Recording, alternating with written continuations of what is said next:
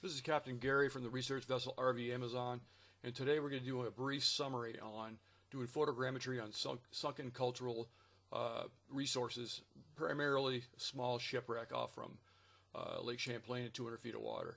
This is a Chasing Pro Max outfitted with auxiliary lights and additional flotation so that it can perform at great depths without having compromised any mobility. What we're doing here is we're putting a downline down. We have a GPS lock on the right hand side. You see the ROV is ready to go.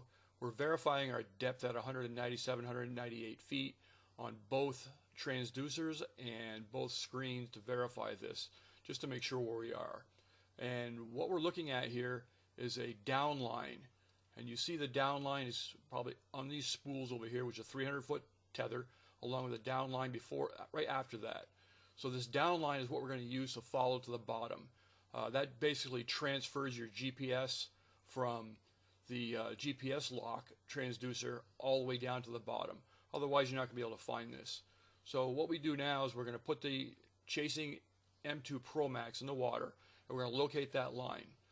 Now, as you see, we're going down that line now. You can watch in the upper right-hand corner. You'll see the depth being recorded. Now, it's sped up quite a bit here just to make sure that this video goes fairly quickly. And we're headed down. And now we reach the bottom. You can see our downweight is located substantially away from the site. And we're going to use our compass at a known value because we know where we dropped it based on where the wreck is. So we line up our compass with where the wreck is supposed to be based on the surface, and we start headed that way. And as soon as we get there, as you can see right now, we've located the wreck. The water is fairly turbid, but with a good selection of ROV and cameras, which in this case is a Hero 11 GoPro on time lapse. We are going to mow this wreck as a series of photos, upwards of over 1,000, in various directions. Now you can take a look at the lower right hand corner. You're going to see the pitch. That's going to change quite a bit as every time you move the ROV, along with the heading degree on the lower left hand corner. It's going to tell you that what we're doing is we're moving left, right, up and down, which requires a very stable ROV to do this.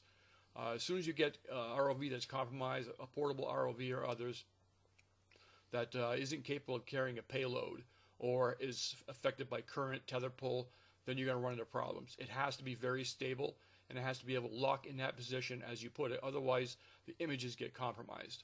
So this particular wreck, even though it's 200 feet deep and is in turbid water, enables us to get very, very close to have the lights offset from the main camera so that we're not affected by a lot of backscatter from the particulate in the water. And even though there's a lot of structure on this vessel, you see from time to time there's a little bit of backscatter based on the ROV kicking up some fines.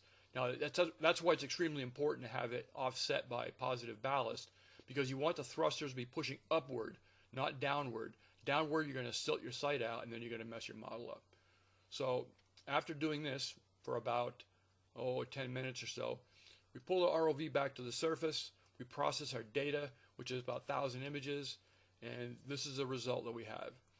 Okay, so that's just one image, and here's a graphic representation of the rotation of that particular vessel. So we can now see this vessel in a 3D format, which before, as you can tell, we can only see a little bit at a time, maybe a little bit bigger than a pizza box at a time. But now we have a 3D model of this, and it makes all the difference in the world when you're recording these wrecks at depth when no one else can see it. Now you see a 3D model. It's all possible by an ROV that's very stable. Thanks to Blue Skies Drones for their support, and we'll look to have more of these in the future.